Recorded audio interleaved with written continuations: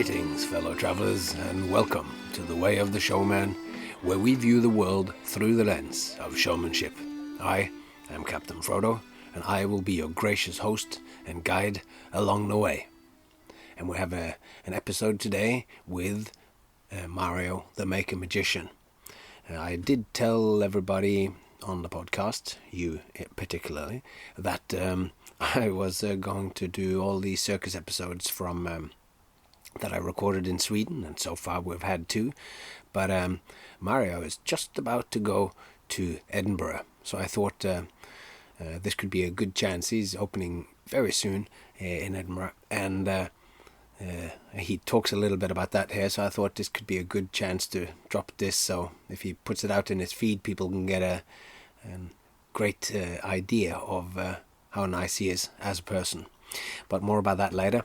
I had the pleasure and the privilege of meeting Mario, the Maker Magician, in Horsens in Denmark, when Sten Pagani put on the Illusions magic convention last year, and it was such a wonderful experience. I met Mario and Nick the Fat, and I met Morten with 2 N's, who won the FISM Comedy Magic last year in Quebec.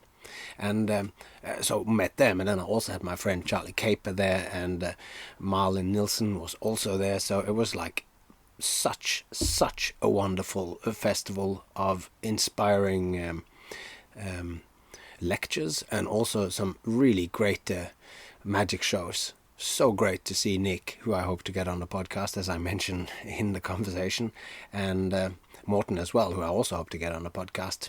And this was also the first place where I first magic lecture that I had live. It was almost like a live episode of The Way of the Showman, I guess, and Mario mentions it briefly in the interview, and it was just, this weekend was just so inspiring to me, and I felt like it even came up in the conversation there where Rune Klan was kind of hosting a panel where we were talking about, I don't know, the future of magic or something, and I couldn't help, I think I might have said it in the panel, but I was on there. I was just talking about comedy magic, and there was a question and answer towards the end, but be that as it may, I just felt like I was sitting there with the future of magic, and seeing these young people, so much younger than myself, and so accomplished, and such clever magicians, and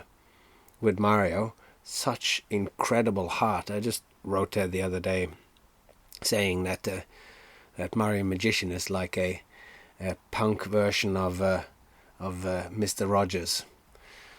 For those of you who don't know, Mr. Rogers is this American TV presenter who is just an extraordinary man. Google Fred Rogers, look at YouTube and see him talk to some funding body of why you should do children's television, why they should give him money, and it's I'm getting a little emotional just talking about it and speaking about those emotions. That's one of the things that just floors me with seeing Mario.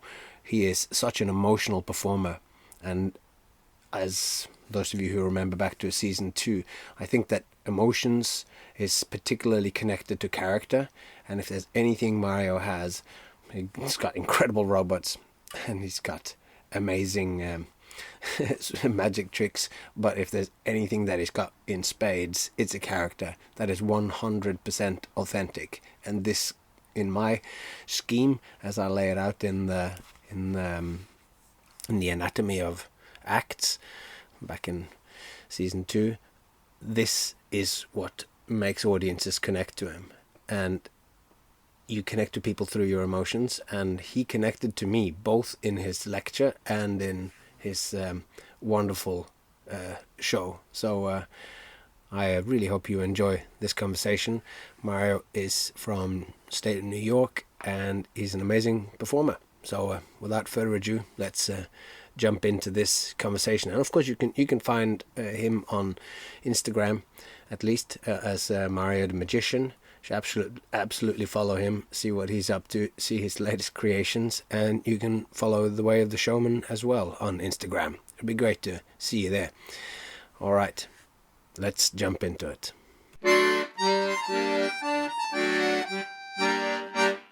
I'm living in a caravan. So this is the outdoor. Yeah, it looks. This is how it looks around here. Oh, it's amazing. Yeah, well, it is so good to see you. It's so good to see you. It's kind of like I've been, I guess that's a common thing, but to catch up on you, I've been watching some of your videos and stuff, and it's nice. What have you been doing since I saw you a year and a half ago or so? Yeah, I am getting ready for the Edinburgh Fringe Festival, so I just ordered 10,000 clown noses to get delivered.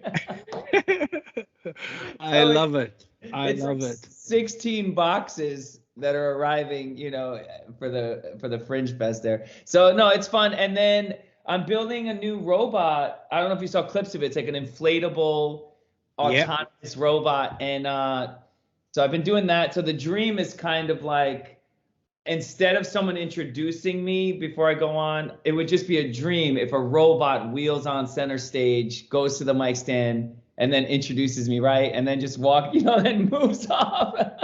That'd be amazing. So far I've seen it. It's like moves like a hoverboard. It's a little dude. He can turn his head to look at like somebody holds a ball and it moves it in front of him. He can follow the ball with his eyes, but I haven't seen him speak. Is that a new function you're working on? Yeah, so that's right. So good eyes with the hoverboard. Yeah, so I hacked a bunch of different electronics and put it all into an Arduino. So I have like parts of hoverboards hacked. I have this beautiful thing called a Pixie Cam that you can purchase for under $100, and you can program a webcam to track a specific object. So I have it programmed to track a clown nose. So that's why when you see the robot following the ball, I'm using the Pixie Cam, and the Pixie Cam uses 2 servo motors also that help do the movements, Yeah. So yeah, that's the big problem now is really the sound, people want sound, sound is important, so I'm having some trouble with that, but I'm getting through it. Yeah, I mean it's kind of complicated. Could you do could you have a little speaker in there and have a voice distorter and you do the voice for your own introduction or something backstage, or Katie could do it? Great idea. That's a great idea. I mean, right now I'm thinking about using a Bluetooth speaker, just like you were thinking, something like that, and then have something pre-recorded and then have a sound sensor so that when the speaker speaks a certain volume, the sound sensor will react. So either a mouth movement will happen from the robot or a light will flash. But it's just more wires, Frodo, I already have 4,000 wires to this thing. It's like, I know, yeah, that's but it's exciting because right now I have it so it will wave and look at both sides of the audience, and then it'll do this dramatic bow, and then I have it sticking its tongue out. Oh, dude, I got to show you. It's so funny. It'll stick its tongue out and do an angry face. That's great. So he takes a bow and he gets angry because they don't clap enough. Yeah. And then he takes another bow and they go off more, hopefully.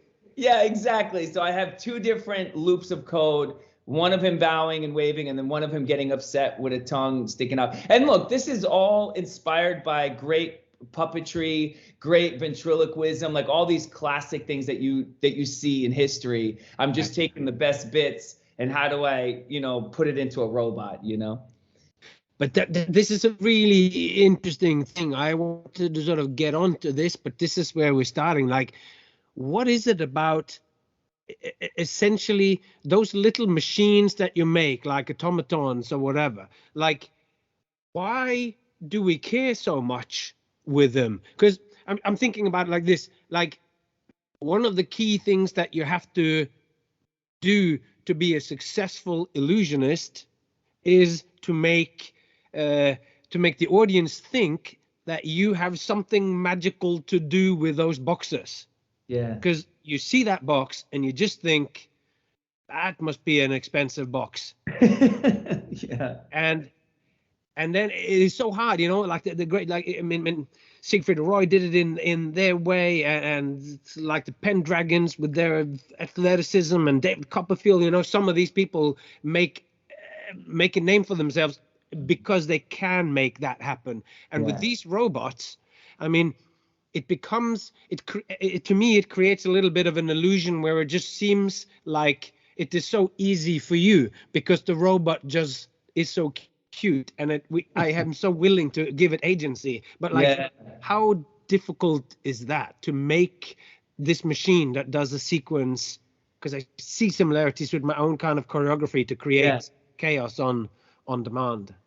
Yeah. I mean, you're tapping into some great topics like that I love talking about. So I think what happens is the reason why we're gravitated to like the automaton and this kind of stuff, and you said the word cute too, is like, I think there's something that pulls our heartstrings when it comes to innocence, you know? And I think if you think about like people that are just so in love with dogs and cats and like, you know, we're just so, I don't know, there's like a fatherly, motherly kind of like instinct in all of us, you know, that we let go of our guard as an audience spectator when there's some type of innocence, there is some type of like vulnerability, I would say, you know?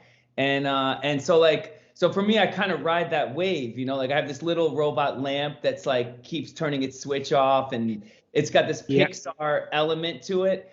And I'm just, as I get older, I just realize like I'm just trying to capitalize on things that are familiar to all of us, you know? So like, instead of me just trying to create some abstract robot that's just so different and unique, like I'm taking elements of my favorite 80s robot movies and my favorite 90s movies, and how do I put similarities and touches with that so that when the audience sees it right away, there's all these hurdles that are eliminated where they automatically connect to it before it does anything, you know? Yeah.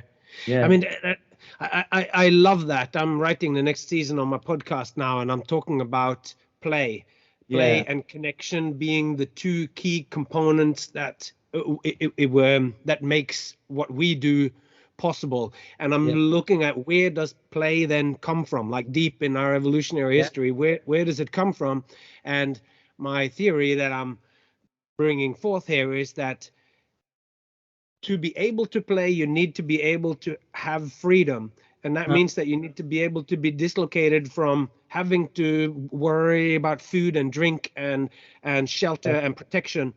And when you have those things, you can play. And this is the role that you and me, as and our wives, we are that to our children, so that they can have that relaxed field where they can experience another level of freedom.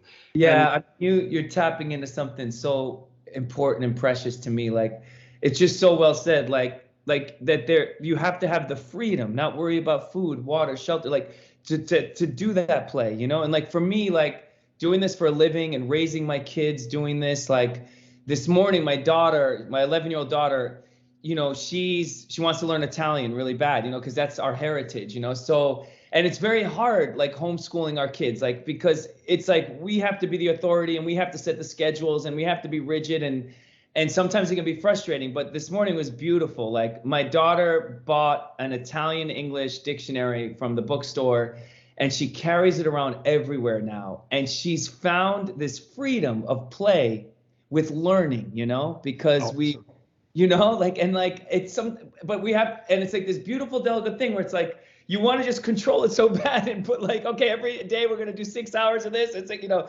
but like, it really is, you tapped into this primitive thing. Like, when we truly have that freedom, not only do we play, but like we learn, you know, and like we have this ability to realize that learning is play, you know? Absolutely. Absolutely. Have you guys reading Peter Gray and the Free to Play, you know, his book? I don't know it. Anyway, that's an extraordinary book on free play, and he also talks a lot about the main thesis of the book is that what the function of play, why every mammal plays, everything plays, and still we look at it and we go, it's not so important. We got to do schooling, we got to do this, and his argument, built carefully throughout the whole book, is that play is learning. It's naturally you learn. And it gets killed because we have somehow throughout the time we have equated learning with school. That's something that an adult does to you.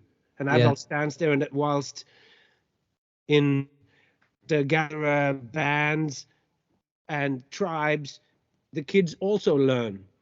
I mean, they don't learn arithmetic, but they can learn that if that's what's going on in that society. So I believe the power of play can really push them, and if you make the language into a game, then they will do it, and it won't be hard. No, you tap into it. I mean, I just, I'm so happy I'm talking to you. Seeing your performance with my wife, I still talk about this. Like, we haven't had a moment where we laughed till we cried from beginning to end of your set, Frodo. And we were so loud, we didn't even care. We sounded like drunk people. Like, there were people tapping our shoulders to like calm down. Like, it was, and that's what's beautiful about focusing so hard on play to create something so artistic and temporary and beautiful that we could experience, to remind us, right? Like, that's our job as performers. And like, it was like this big bell ringing in my ear after you were done performing, of a reminder of why we do what we do. And it's hard sometimes, especially going back, like I said, we're road schooling our kids, like 8 years old, 11 years old, like we're trying to like push education, do all this stuff. But like, conversations like this are so refreshing to me, because it just reminds me of those primitive things. Like you said, like the more we create an environment of play, the more we encourage this amazing journey of learning, dude, where it's really cool, man. It was really cool. Yeah. Because I have a daughter that's 11 as well. And she's bilingual. So I've spoken Norwegian to her from before she was born, just yelling in the belly to my wife, Miranda. And so I'm familiar with these kinds of things. And one of the things that works is to utilize screen time to do that. So we did that for a long while just in Norwegian. Wow. So when they don't have peers, because kids learn language a lot from peers. Yeah. Like if you're a first generation immigrant, you might never speak without an accent, but the kids of the first generation immigrants will speak flawless without an accent, because they learn from their peers.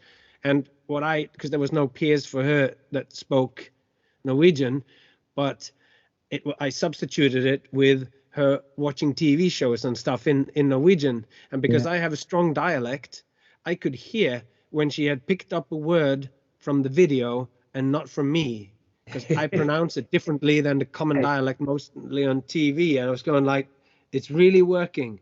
Wow. She's building a vocabulary through watching, and I don't always feel so excited about doing screen time, but then watching something and interacting with something which was in another language, then it also had this other function that I could see. I mean, I guess play always has a function, but I'm afraid that screen time ends up not having a function.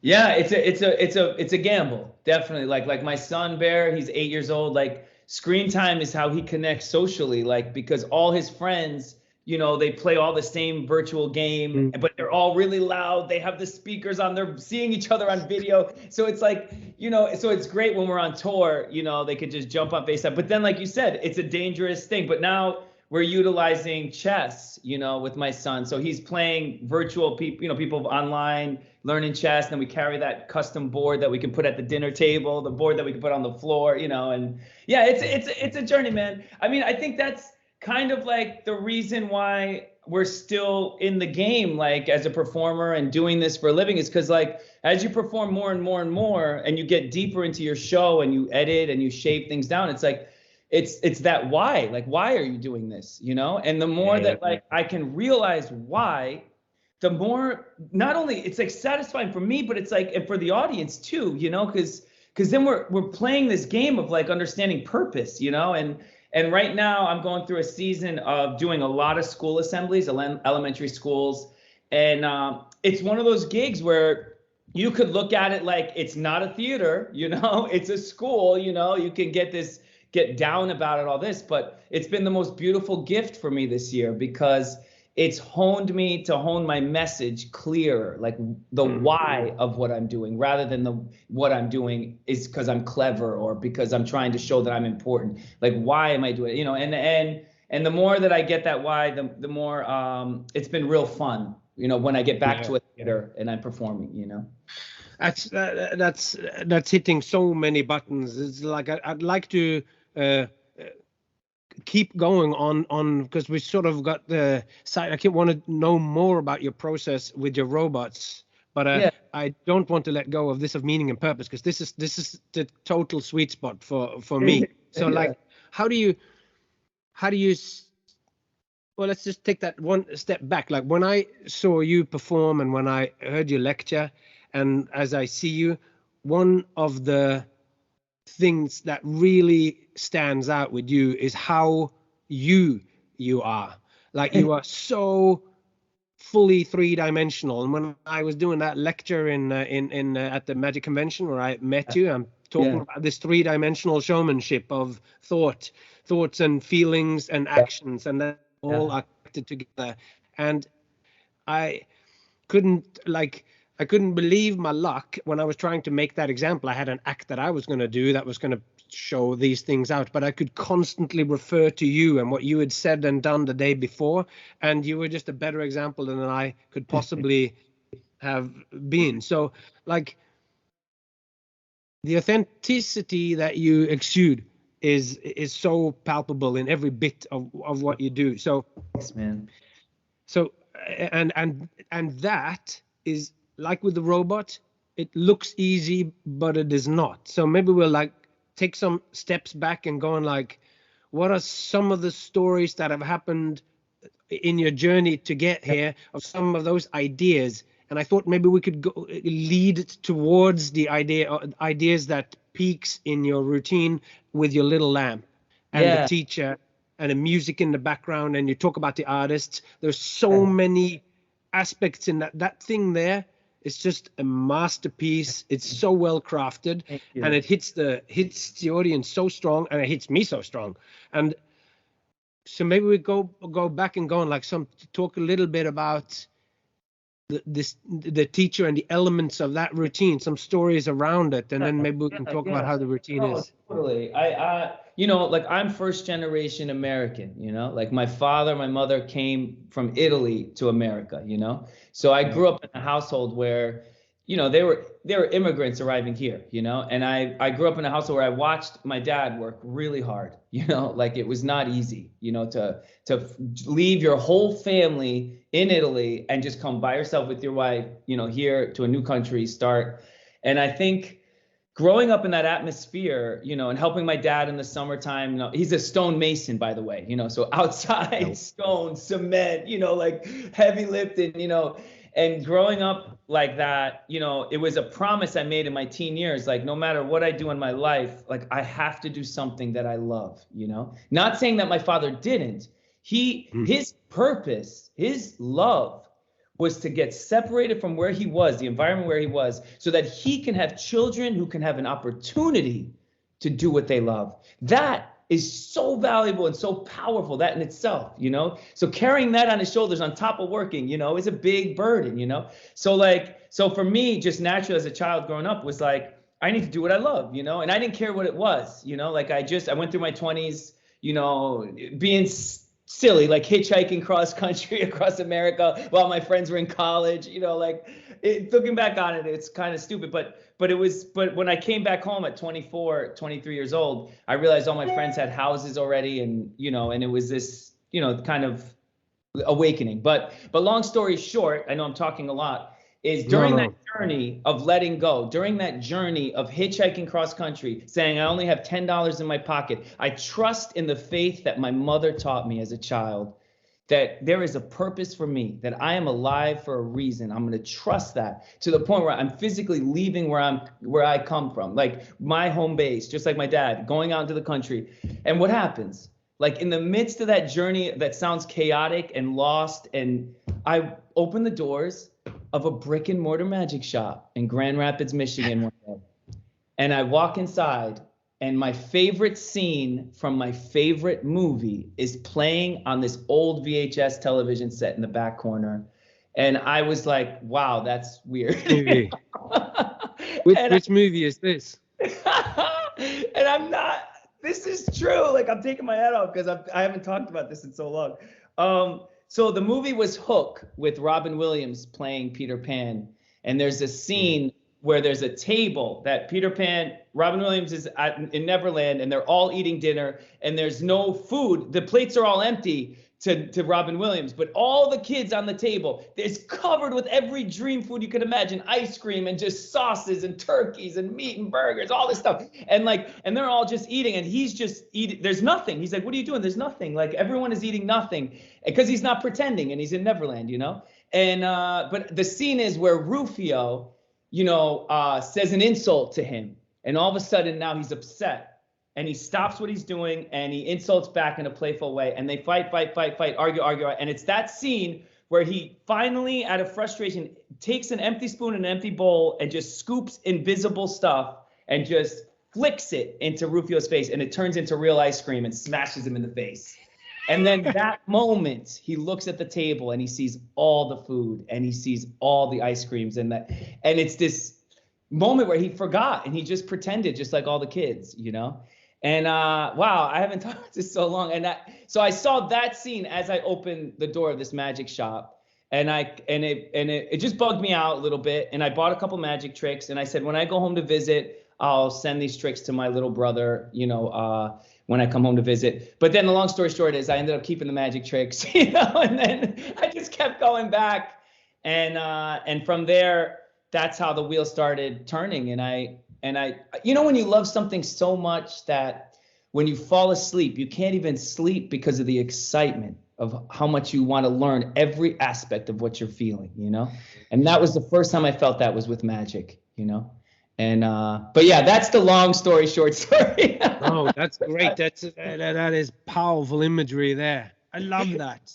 This is like I have an act towards the end of my family show where this is kind of what happens, where we have an invisible egg that goes and it's all this stupid stuff happens, and then in the end there's only the kid who sort of sees it, who's up on stage, and it's a kind of zombie thing, and then in the end the kid imagines that the egg is going to be real, and it turns into a Kinder egg, those little chocolate things. But it's kind of the theme, like I'm playing. Yeah. But magical things keeps happening, so you're a little bit unsure as to what happens. And I love this mix of play. So we're not pretending it's real, but the magic really keeps kind of blurring.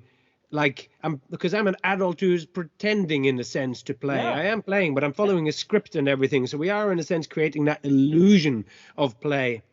But that means that we can practice it and help getting them in and meeting them on their level, because they are ready to play if you make it okay. And it's like watching your show, and the only heckling that you get is the heckling that you want from people. Right. Like, people aren't, because your show is never about I'm better than you. And if the show is I am better than you, then it is because it's going to be quite obvious that you aren't. His shoelace is hanging off the back of your head, going, I'm the best magician in the world. And they're all going like, is he big? It's hanging on the back. You're so stupid. So this kind of stuff is so nice. That's like you when you do a freaking front flip off of the stage and slam on your back. I was so blown away by it. I literally almost got up and someone had to pull my shirt and tell me that's part of the act, because it was so, talk about forcing you to get in the moment, And this is a beautiful thought, because recently I've added a few things where I'm in a part of my show, I look for my tie. I tell the audience, oh my goodness, this is a celebration. I got to find my tie. Everyone say, find the tie. And I go into the audience, and recently I've been looking for a water bottle in the audience. And when I find it, as I'm screaming, who has my tie, I open the bottle and I just start spraying the audience, And I get crazy with it. Like, if there's someone that I see doesn't care, I'll even go more. But the reason why I bring it up is kind of like you, when you flip forward off of the stage, break the fourth wall, and you just cause this chaos where we have no choice but to live in the moment right now and be right here with you, And I think that's part of our job too, is like ringing a bell, like I said earlier. to our whole audience? Like, how many can we ring that bell loud enough to remind them why we live, like to enjoy life, that not take it so seriously, and I mean, Frodo, how long is your act that you did in Denmark? Was it like 20 minutes, 25? No, I don't know. Like, it's 12 minutes. I mean, it was like, it just felt like a whole show, like it was wild. But I've never seen the egg thing. I look forward to watching that. I was doing, that's why I couldn't see a show there, because I was doing my kid show in a space in town at that time. So I was doing that act there. But I saw you balancing on your butt or something, reading poetry. Yeah. That's right. Follow your dreams. But anyway, yeah, I mean, it goes back to play, and that's why I'm bringing up all this silly stuff, because we are the fools on stage sometimes, just to get people shaken out of their coats, and for me, when I'm doing these school assemblies recently, it's just my reminder of a few teachers in school that just took that extra time, because maybe I couldn't sit still as much, and maybe I was getting in trouble a lot, but they just took the extra time to remind me, like, do what you love, Mario, like, don't worry about like whether you're going to get good grades in this college career or this director, like, just these certain teachers, a few of them, and so like, it's real fun doing these school assemblies, because I really get to like give that back, where the kids tell me, what was it this year that your teacher did for you that was just for you, and if I'm lucky enough and I can navigate and steer that boat during the show where we get to the end, and I can get to asking that to the kids, and they tell me these honest answers, it's my favorite part of being alive. It's like, because then the teachers hear it from their own children, and then the children realize that what they're speaking is so wise, because we're all reacting to it. And I feel like that's part of my journey right now is more of the why too. Like, how do I do such a great show that I can get to the end and then speak my heart, Yeah. It's awesome. And I love that in the way that you listen to the kids when they come on stage. It's so important. Yeah. And it's something that I also am trying to use a lot, like ask them a question and then really listen, just take the time to wait for them to say something. And you were mentioning that before about how your mom as well, like really just seeing you.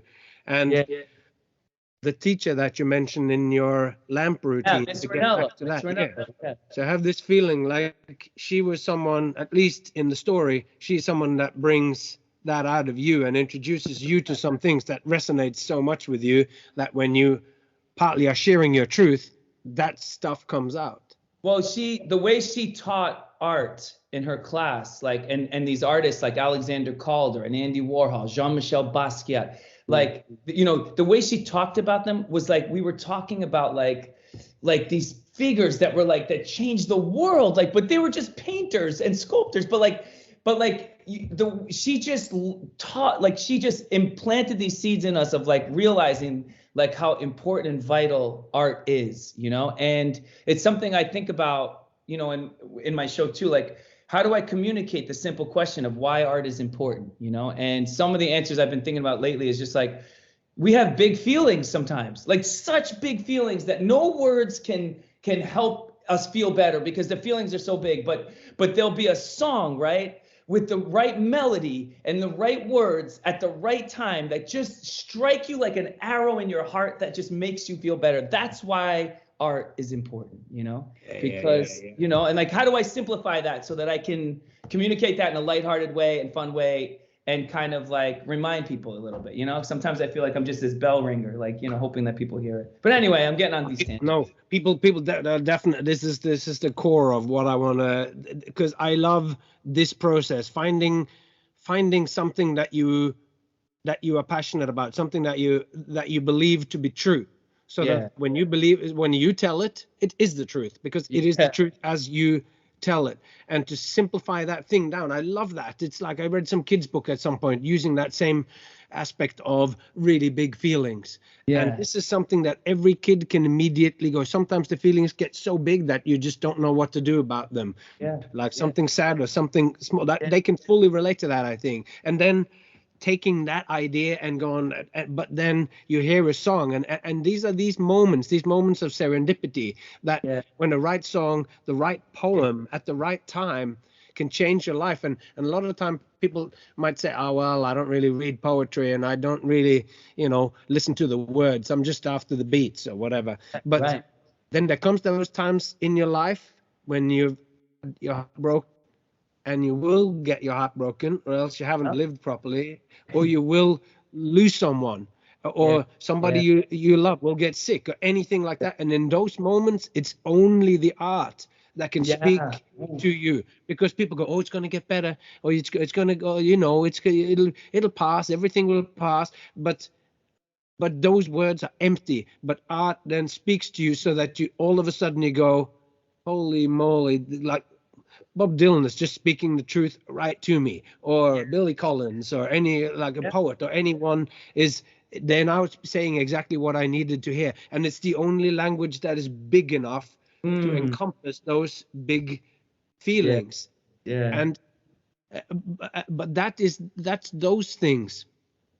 How can we then, because my challenge is always then how, like you just said exactly that, how can you make these things so that because we are on the entertainment the entertainment end of the spectrum of art being in one end, where it doesn't matter what you do, what emotion you have, but in every definition of what entertainment is, the word joy or enjoyment or having fun is involved. So like when you do going back again to the Lodestar masterpiece routine with the lamp, you're talking about the artists Caulder, who's famous for drawing in the air, making those wire figures of circus and whatever, and there's a great little video online of him doing his wire circus and that's all right. that. So it's great to hear.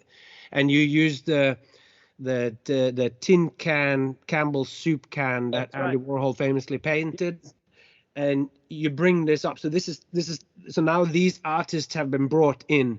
The broken toys and the toys of Caulder has been brought in, and you brought the soup can, which is going to go into this Pixar looking lamp, which is the actual magic that happens in it.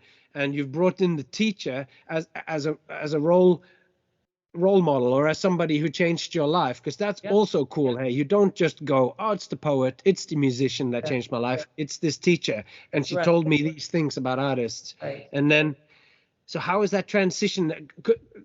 So all of that, you've already put so much into this routine that the average magician, you're already on Mount Everest when they're flipping about on the flatlands of Denmark. Like, you have so much in there, but still you're delivering a speech here to lovely, rousing music, and you have a call and response that I haven't really seen anyone use before. Tell me a little bit, like you're going, do this, say that, and it's punctuated. It's so awesome.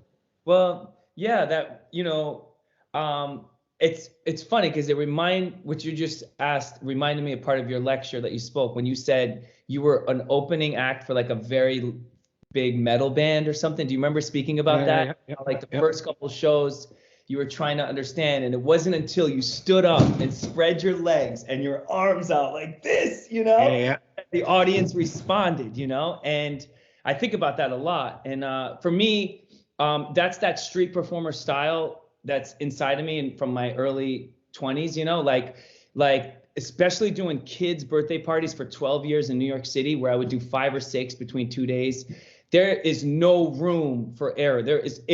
You either are quick and getting call and response throughout the show beat by beat, or there's some kid grabbing some prop and throwing it at your face, or there's some kid grabbing your side bag, So that kind of, how they say the audience creates the performer, and for me, that was kind of where that was birthed. And then I was a teacher's aide too for 2 years, for elementary school too. So I learned all these like little techniques of how to keep everyone's attention in a way that's not aggressive, in a way that's a game, And so that kind of evolved from that. But right now, like you said, it's like, okay, so I have these artists, and I have all this stuff I want to say. So like, how do I keep their attention? Because that is, that's if the routine's 6 minutes, Frodo, you know, and there's only like 2 minutes of actual stuff happening. So it's like I'm carrying this thing of like, you know, and that's where the call response comes from, is like I visualize the story in my mind, and then I'm trying to create physical actions, like you spreading your legs and your arms up, like, and having the kids respond, like, I do that with Nikola Tesla too, with my drone. It's like, everyone cup your hands together like this, close your eyes, imagine you're in Manhattan, New York City, everyone say 1898, and then they say 1898, and then like the music's playing, and I'm like, the wind is blowing, it's 1898, and then the doors finally open to one building, and then the music changes, and I say, it's Madison Square Garden, New York City. There you are, you're Nikola Tesla, and we're marching into the stage, and what's in your hand? A toy, like Alexander Caulder, a toy boat. Drop the boat into the pool of water right in front of, So I'm constantly just, because at the end of the day, like, you want your message to come across, right? When you have something to say, right? But the problem with that is you can't just walk on stage and say it, because nobody's gonna care, Because that's someone who doesn't do this all the time, to just walk up and say it. You have to earn your audience so well. And then even when you earn your audience so well, you still only have 30 seconds when you open your mouth to speak your heart and do it right for them to understand it. And if they don't, they're going to miss it. It doesn't matter how good the show was, Like, so for me, it's like, it's something I've been battling too. It's like, just perform the strongest you can, like, in all aspects, figure it out, like, so that you can get to that moment at the end of your show, or at the end of that routine, or get to the routine in the middle of your show where you can speak your heart and you've earned it, And for me, going from school assemblies to theaters, it's a dance, and I'm just trying to keep the wave going, kind of thing. And you are surfing that wave like a pro surfer. It's so awesome, because whenever you want to say, like, I'm so interested in this, how much meaning, how much purposeful stuff, and how much of the good stuff can we put into our show without it becoming art, or without it becoming a lecture, or without it becoming something else. Like, because I like, and you have so many, like, you're talking about Tesla, and you're talking about the lamp, and about the artists and how they inspired you, and then you get into this intimate moment with the lamp and the robot, the robot of the lamp that ends up, first you're just playing with it. That's right. And then it actually does some magic towards the end. Yeah, and like what was cool is like, what is like if you're a performer, like, what is your sentence? Like what defines what you're doing for your show? Like, for me, I had to like shave it down to like, do what you love, use what you have, and have fun, and those are the three things. And when I say do what you love, I talk about Andy Warhol and the tomato can, and he got famous for painting tomato cans. That's crazy. And then I go into like how he got interviewed by a news reporter. Why do you paint so many tomato cans? And what does Andy say? In record, he says, I love tomato soup. That was his answer. And then I shout, do what you love. You gotta do what you love, and bring it back to the lightheartedness. But at least I'm planting the seed of this giant influenced artist that changed so many people's lives, and the symbol of that tomato can. So hopefully when the kids go home, they see it. And then at the end of the show, I bring it back. Do what you love, like Andy Warhol. And like my teacher said, find your tomato can, everyone say it, find your tomato can, So now we're taking this symbol that was always just look like something on a wall to like, find your tomato can. What is your crazy? Mine is robots and magic, and so these are the kind of things that help me stay excited every time I perform, like help me feel like I'm looking towards the horizon, the next 10 years, like how do I evolve this to make it richer? And but anyway, I'll tell you a funny story real quick, is with my show. I mean, this is probably crazy, but I'm just going to share it anyway. I haven't told anyone this, but I was putting in the details of my show in ChatGPT for ideas. And I did it for like half an hour. And can you believe it? There was an idea that ChatGPT gave me that I never thought of in 16 years on a simple card switch. And I did it this week, and it kills. And so I'm saying this out, like, I don't know what people feel like I don't know what, like, how it is in different countries with ChatGPT, but here we have it on our iOS phone. You can download the app, and it's a pretty magical thing. Like in my show, I always speak, undiscovered science is magic. I always say, the kids say that undiscovered science is magic. Right now, this feels like undiscovered science. Like I don't understand, you know. But anyway, I just feel like I throw that out there. I'm just saying I'm trying to go on all means necessary of how to keep the show fresh and keep it and get it more magical, you know. Yeah, and that's it's so exciting to get to. It's just like another interlocutor, another person to chat to, and they come up with good ideas. It's like when you meet some good people and you're actually jamming.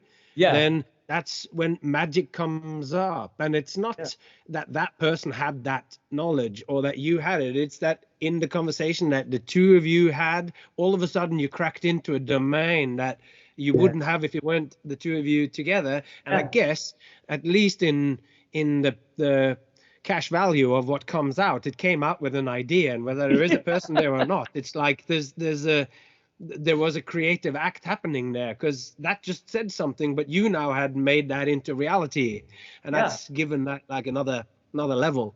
I mean, and I guess laughing. Like I had this part of the show where I have to make some playing cards disappear, and I just described it, and I was like, what other options can I do? And it's not like ChatGPT gave me the answer. It's exactly what you said, Frodo. It just gave me a bunch of answers, but it I think I lost you. Can you hear me? No, I can hear you. Yeah. Okay.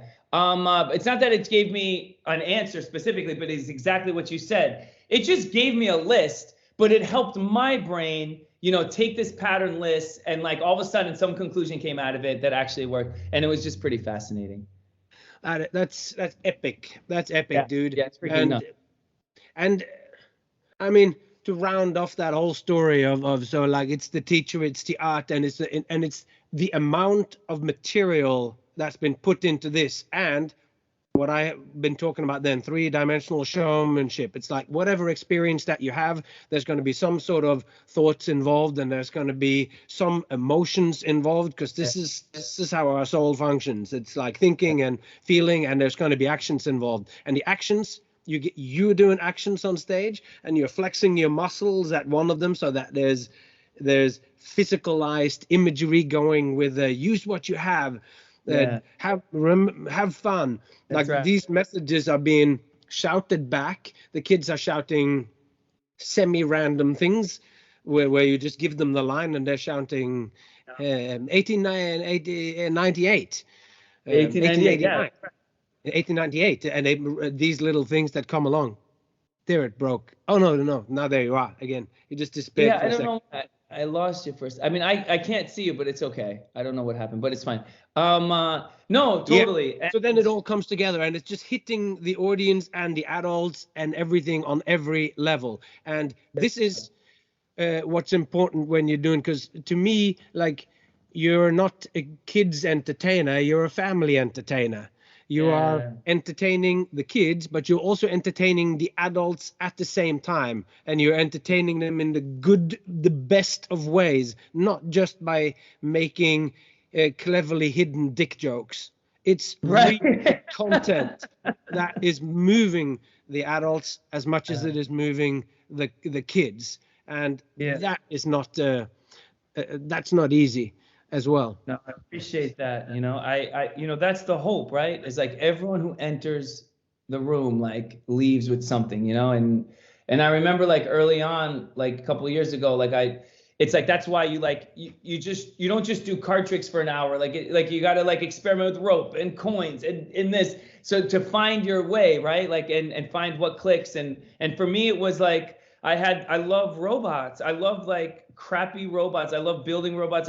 It took me a couple years to like put it into my show. Like it was my wife really that was like, hey, like you build all this Arduino stuff and like you've never added it to your show. You have completely separate.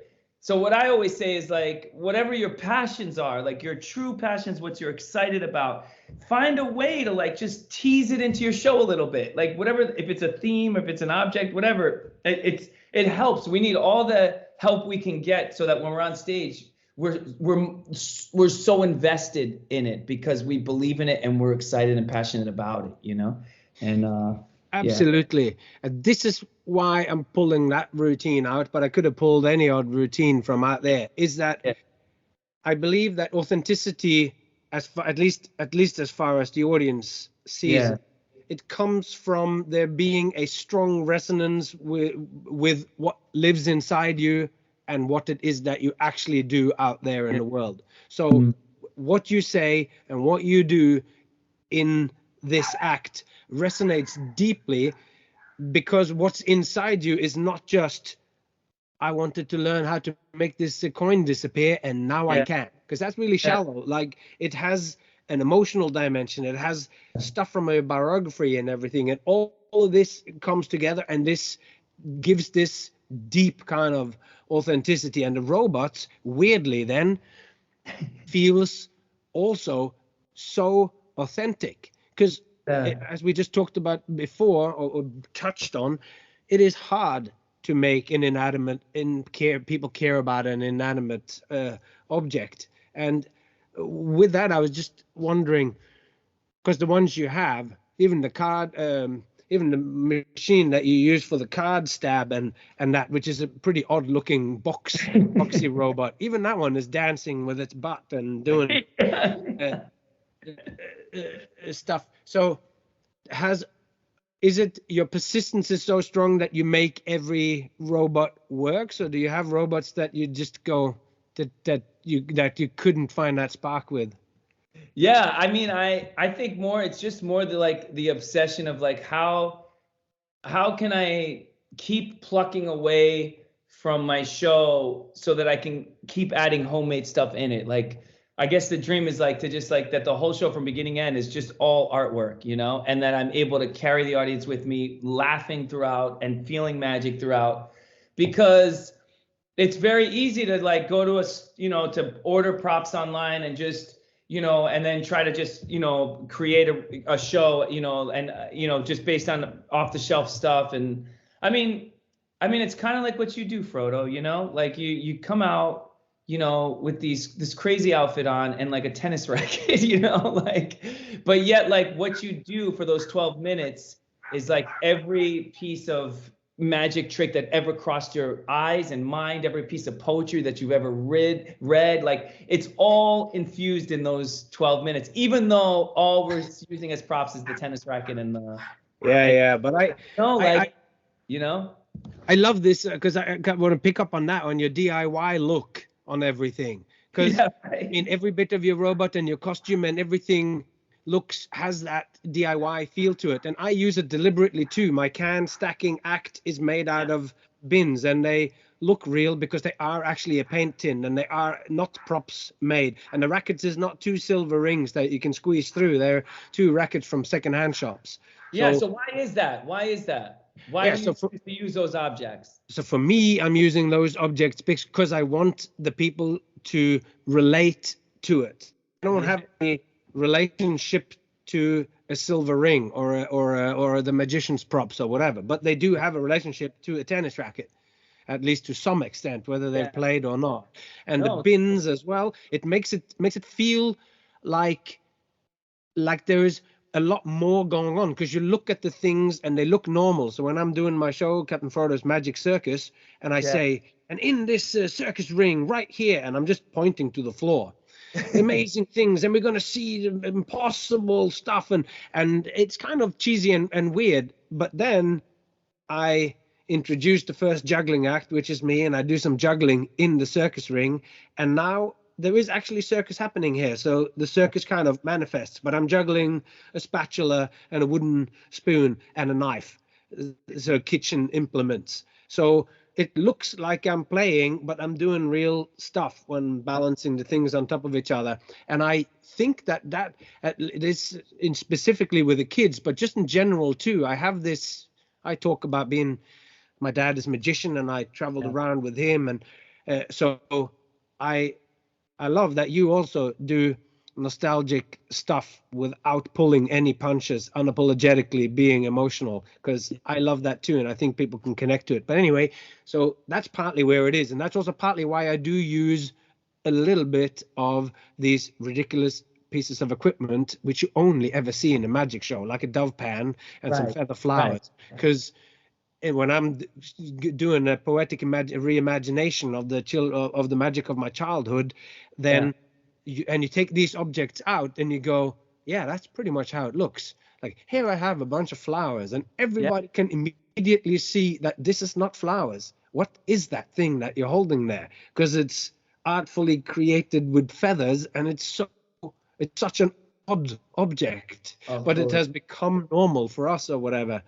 So I'm turning that question over to you then, like, because I'm sure you could make your robot look differently if you can 3D print it and make it look slick and like it came straight out of Star Wars. Yeah, no, totally. I mean, I asked you because I just was curious, because I wanted to see if we aligned, because but yeah, that's you nailed it. It's like the accessibility. It's the idea of like that the audience connects to the object because it's so natural, and you don't want it to be, and then when you want it to be abstract is because you have a specific reason. You're talking about your childhood, the dove pen, So for me, definitely, like, working with kids so much and elementary schools and family audiences, like, the more cardboard it looks, the more I feel like I've removed hurdles from the minds of the children that are watching. Because I remember for me, when I used to watch Magic Acts, all the flashy boxes and all this stuff just created hurdles that I can never be what they are, because those cost a ton of money. That is something I can afford, like,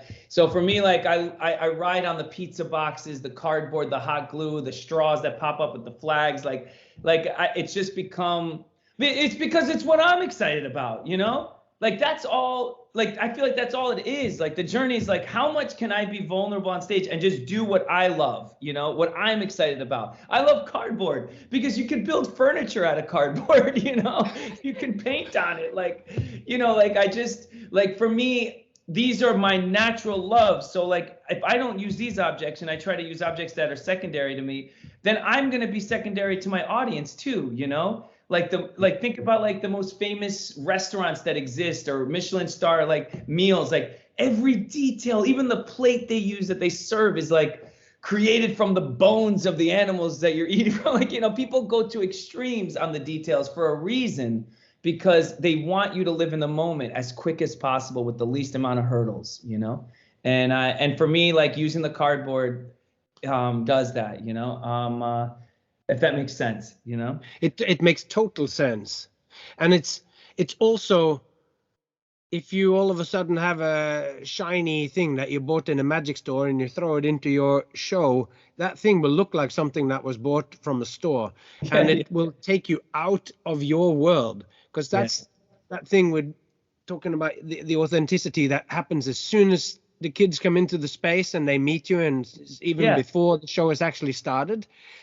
Everything on stage, your homemade inflatables, your everything that's on the stage belongs in that same world that you have thought of every object, even though that the thought has been, I'd rather use that broken suitcase and I'll put some plywood on the inside and a couple of screws through it because the lid is already broken off and I'm fixing it again. And that they can see that the things have been used, and that that makes it real to them, and from there on go into this, like, because the thing with you as well is that your show is so participatory, and I mean that in, like, the widest and best use of that word. It's like you're bringing kids up on stage, but everybody does that. You're making them do this call and response for just random words. Everybody saying 1898, everybody saying Nikola Tesla, like, they've now spoken these things that you go, if you look into Nikola Tesla, you'll find out this man invented the 21st century. Like, everything that we cared about before the internet, that he made the patents for all of that. But anyway, so they've spoken that. But and the participatoriness goes just in, like, you're throwing the clown noses out, and which is also, but then, even like the merch that you have to sell, your books, like the books that you've written are books on how for them. It's one more way to not put hurdles in their way. Yes, that's right. That they can. There's even a trick from in the book that is a routine that is in my show, on purpose, like, so that like especially when I do the schools too, is like look, you remember that routine with the streamer and we ripped it up all together and it came back? Like, it's in the book. So go to the library, ask for this book so you can, learn that trick. And then also, I just wanted to say, like I do a routine, like with my vest here, I'll put it on so you can see, with an award ribbon. So like even the award ribbon, I made sure I use a bottle cap as the metal part of the award ribbon, like so these things that we throw away, these things that we forget, we pull the cap off, throw it out. No, this is where the greatest discoveries of art live, Sometimes I have the kids weave their fingers together and go from the ground, and I say, like, the greatest art comes from the ground up. Like, it's not the people that have the most money that create great art. The great art always comes from the ground up, and that's why we use bottle caps and shoelace and cardboard, so, and it's just like, it's just more of like, and also like with Alexander Caulder, like, he, there's I talk about like, his favorite toy broke, and what did he do? Did he get upset? Yes. Did he go to school upset? Yes.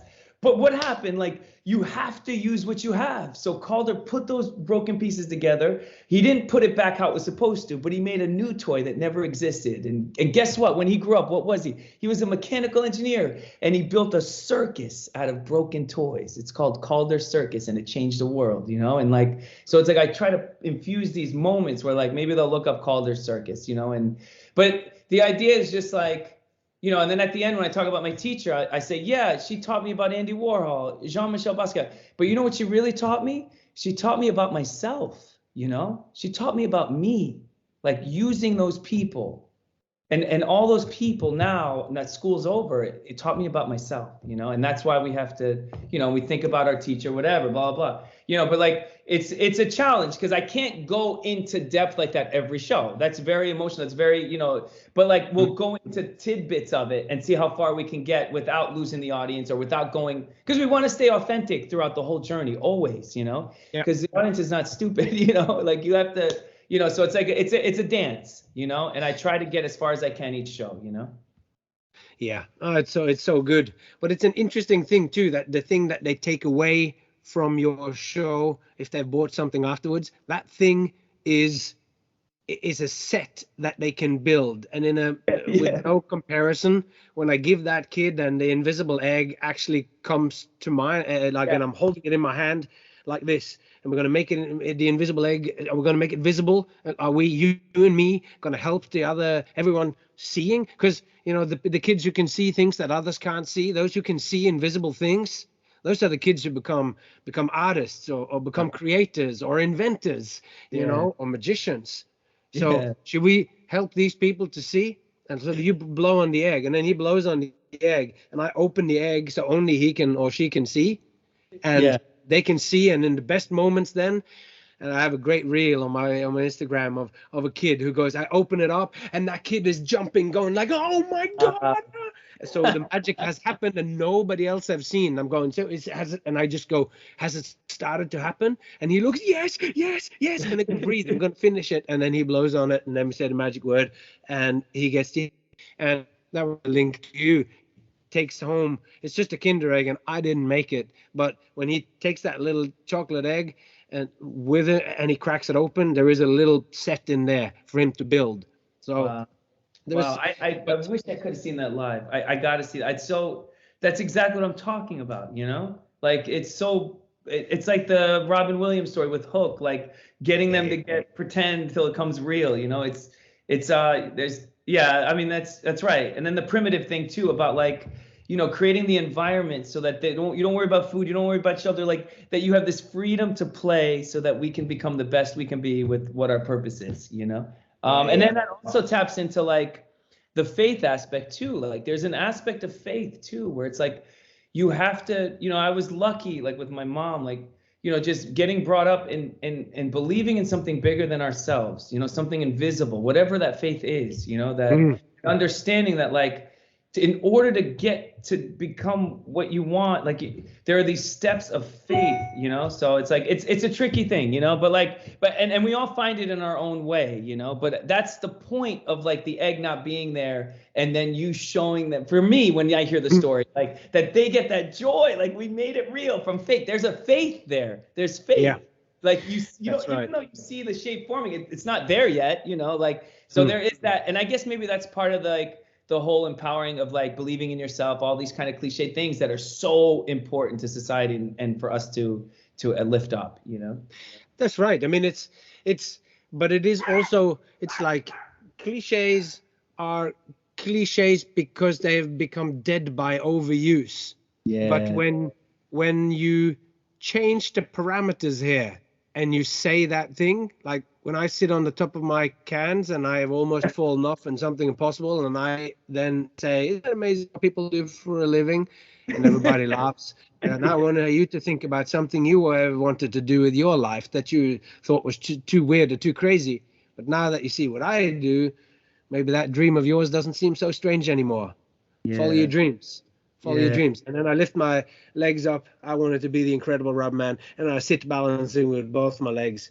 I wanted to be the incredible rubber man, and now I am.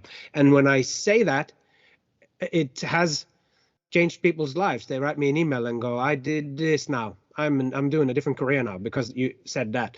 And I know it. Because Frodo, I mean, I remember like Charlie Caper was like, when you walked by, he's like, "You don't know who Captain Frodo is?" And I was like, "What? Who Captain Frodo? I've heard him. I've never seen."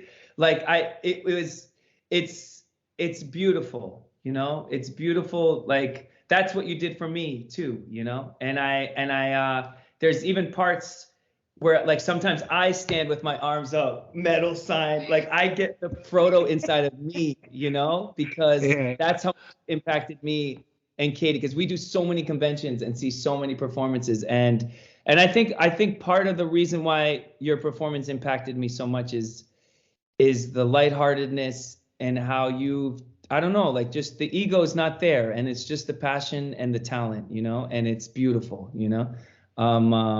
Yeah, it's I'm just wanting to share as well. It's like to truly also go like, I am here for you. I really am.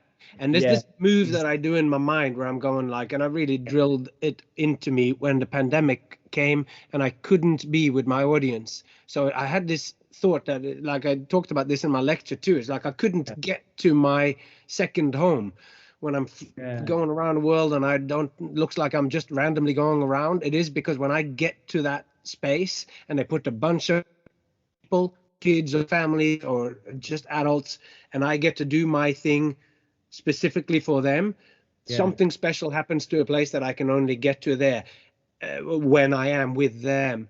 And in that way I go, I'm not a showman unless there is an audience. If there is no audience, then I am just a man. And that's also a big thing. And I have many things going on in my human life, but that show thing, they are part of me. And I am thankful and grateful that they are there. And I think that when I have these things internalized in me, which I think is what you have too. You have these things that you talk about. They are so real that you don't need to act. When you speak it, they know it's the truth. Like maybe actors, they can tell many different truths.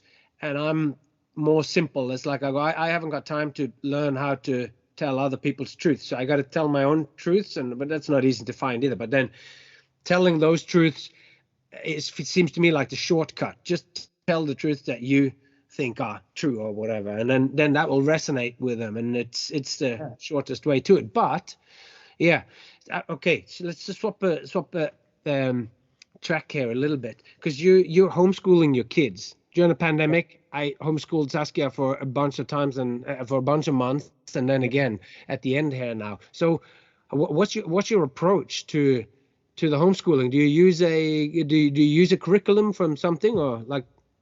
Yeah, so we live in New York State. We live outside of New York City, and they have, there's some requirements, and so we follow the curriculum, and then like we touch base with like counselors that are in our county and stuff, and but more importantly, like we just, like my daughter Gigi loves crocheting. She was, like a couple of years ago, she got into it a little bit because my aunt was teaching her, and then she just took off with it, So like we do like Zoom sessions and classes, and now she created a pop-up shop during the holidays with her crocheted toys, and She sold a bunch of them. You know, she bought her own loft bed, money that she made selling her crocheted toys. Like, so these kind of skills are so valuable to Katie and I that we give her the freedom to create, you know, these crazy crocheted. You can see her on Instagram at Maker Gigi is her Instagram, at Maker Gigi. And then like same with my son Bear, like we have our curriculum, but like last year we went through a whole Rubik's Cube phase, like learning how to solve the cube. And we spent 3 months and we went from, you know, solving it in 6 minutes to 26 seconds, you know? So like as an 8-year-old to solve a cube in 26 seconds, you know, it was really moving for me to remind me like just how when you stick to something, like he really was passionate about it, you know? And so like we love that part of the homeschooling where we can have that freedom. And Gigi and Bear are really lucky. We have a couple families here that are super close to us that have kids the same age in Nyack. And actually, this is a good point I wanted to talk to you about was the dream now is really how do we stay home? Because we spend so many months on the road and Gigi's getting older and Bear is too. So we have Edinburgh Fringe, you know, which is a month-long thing in Scotland that we're super excited about. We're very nervous. It's a new audience, new country. We're working with Underbelly. We'll be at the Upside Down Cow. Yeah, awesome. We're the first show in the morning, so it's like a 10:55 a.m. when all the kids, because kids wake up at like 7 anyway. So yeah. But it'll be really fun bringing the show there and bringing the robotics. And, you know, like I said, 10,000 clown noses. We're going to toss them out. We have surprises and Gigi and Bear are coming along for the ride, of course, you know, and we'll see what happens. We have some surprises that we're not announcing yet in New York City. Hopefully in the next couple months we'll announce. But the goal is like, how do we stay home for longer periods of time and still get to be the showman, you know, get to be the show family. That's what it is, really. And, it really is. I mean, because Gigi, she's 11. My daughter turns 11 in a week and a half. Wow. And part of us, so the pandemic happened and we went to Norway because I was in America and everything shut down and I couldn't work and whatever. So we went to live in Norway for the first time. I've lived in Australia with my wife since the end of the 90s.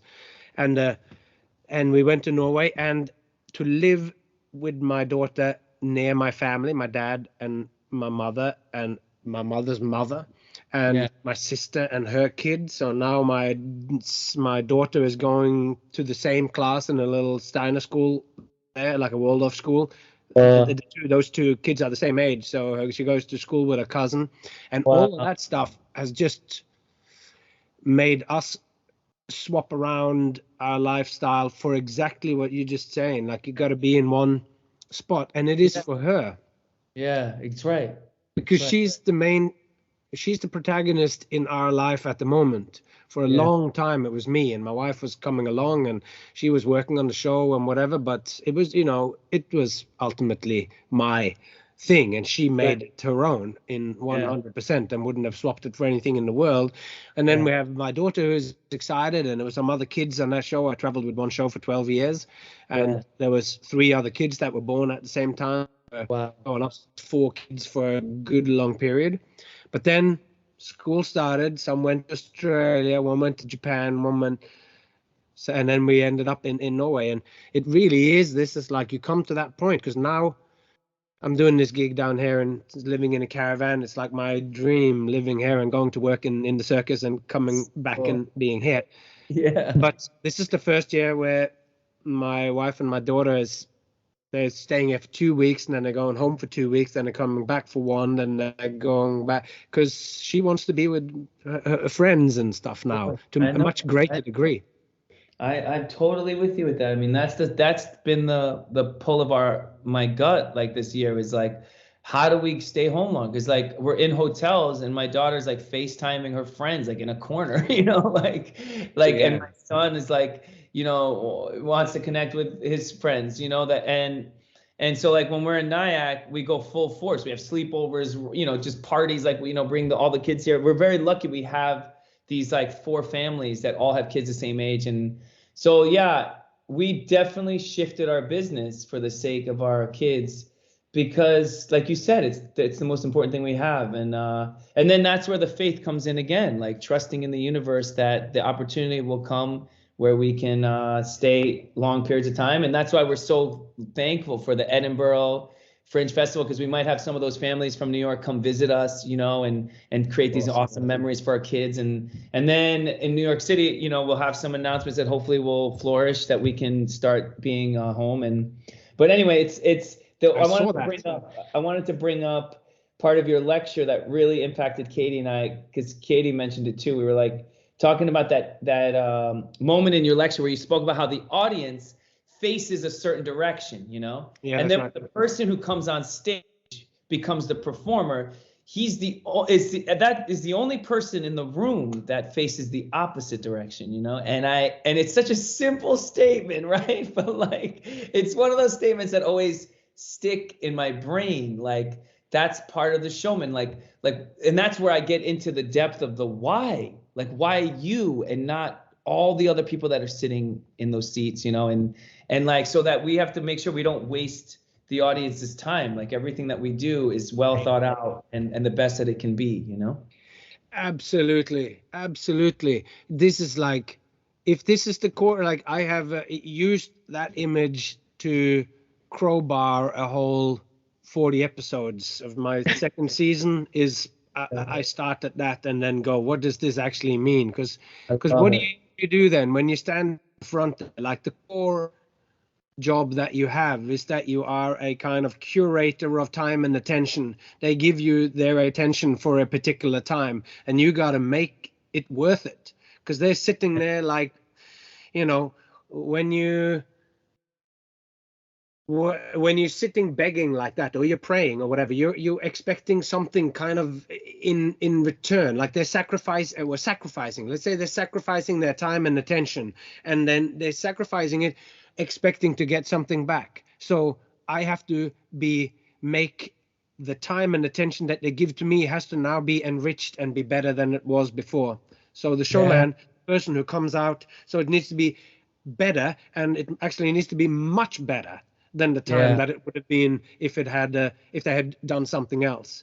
So that's why I'm listening to them, and why I'm trying to instill a feeling of gratitude towards them, in that you are here. So I will not waste your time, and that I play so much. That's why I write so much. That's why I think about these things, so that when I'm doing whether I'm doing a half an hour show for a corporate thing, or whether I'm doing a 45-minute show for families, like, I want there to be a richness of ideas in there, and that, because the showman has to have something to show, or else the whole thing falls apart. Because we've walked together with the crowd, but then we've turned around to face the others, and for you to be worthy of keeping their attention, you need to have something to show. And what they want to see then, ultimately, I think they want to see you, and they want to see you be so personal that it becomes universal.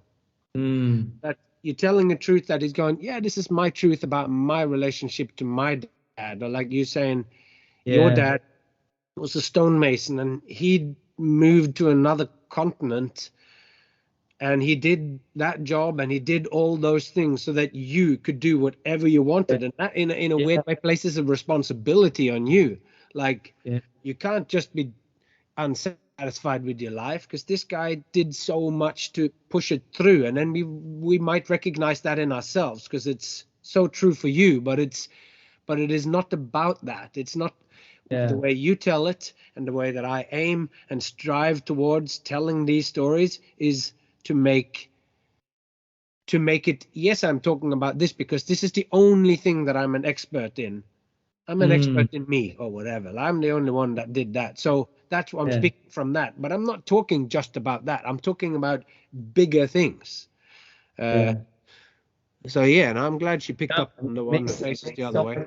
It makes so much sense. And then the other thing I was thinking about, too, about that statement, and why Katie and I were talking about it, was when, the person on stage, the showman on stage, is the only person looking the opposite direction. That means that person sees things that the audience doesn't see, because they're facing, and there's going to be a loneliness there. There's going to be this like trial, like you're gonna be different. You have no choice. Like we're different from the audience, you know? Yeah. And I think about that, like, because it's not everyone that has the craziness to walk up those steps to the stage and then face the opposite direction, you know? Yeah. So expect it to be hard, expect it to have trials, expect it to be burdensome, expect it to be difficult, but expect the glory and the victory to be the most glorious and victorious thing ever, you know? Like when you get to those moments of just amazingness, you know? And so anyway, really powerful. That lecture you did, I just felt so lucky to be there, because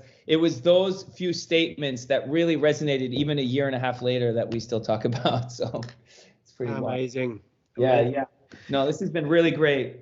So great. Thanks so much for taking all the time. And it's been amazing watching you and Katie and watching your kids on the Instagram and whatever. It's great to know that there's someone else out there fighting the good fight and trying to push it bigger. Without a doubt, like your family too, and like I can't wait to cross paths. Like we have. Me too.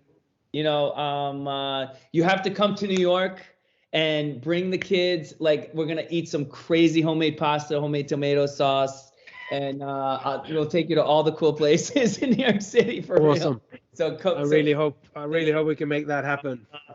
Yeah. Anyway, let us know, you know, like, I don't know if it's still recording or not, but I was going to say, let me know, like, when you post or so I can make sure I share it on all outlets and plug all this stuff. Absolutely. I will. And at the moment, it's like, I just recently went to Sweden and to talk to an 80-year-old man and two other people who have another podcast. Yeah.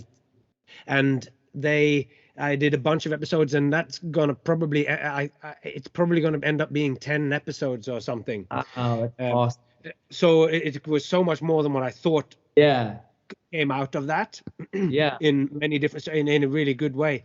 But what I have started to do is that I'm gonna make a kind of mini season of where I'm talking to magicians, and I've already spoken to Matt King, and you're the second guy. Wow, you talked to Matt King? Yeah. Oh man, I love him. I love him. He's such a soul. Yeah, he's really good. That's really great for him. I forgot you did a season in Vegas. I forgot. I was in Vegas for 2 years. I mean, you saw Nick DeFat too, and like all those guys. Like that's crazy. Yeah. I met Nick first time in Denmark actually. Oh, you did? Oh, wow. Okay. So I didn't meet him personally in Vegas. Oh, okay, because I think he saw you perform a bunch of times probably, and he was in your audience. Yeah. Well, I really want to get him on the podcast as well. He is such amazing. He wrote that great book as well. Did you see that book that he wrote? Like, talk about detail, attention to detail. Like all of the stuff that he puts in, the aesthetics, everything. Like I love people that know their brand, like know who they are and like what they want to give out in the world. I'm going to see him on Sunday, actually. We're doing a gala together for Tannen's Magic Camp. So he's going to be the headliner. So I'm in there, like in the mix there. So it'll be a fun evening. Man, I'm so excited to hear that. You got to give him my love. Yeah, I am. I'm going to tell him you say what's up, without a doubt. Yeah. Yeah. Anything else, let me know. If not, love to the family, dude. You made my day reaching out, and it's just always so fun, you know? That's so great. So great to chat, so great to hook up, and we got to do this again. And maybe one time I could talk to your wife as well, because I understand she's in business with you, the show. Oh, she's the backbone and the brains, without a doubt. She would love that. You should totally do that. Frodo, we love you, man. I look at you like family, you know, and I can't wait to connect again. Same. All right. So good to see you. Have a good day. Yeah, you too. Talk to you soon. All right. Thanks a lot for coming along the way on this exciting magic conversation.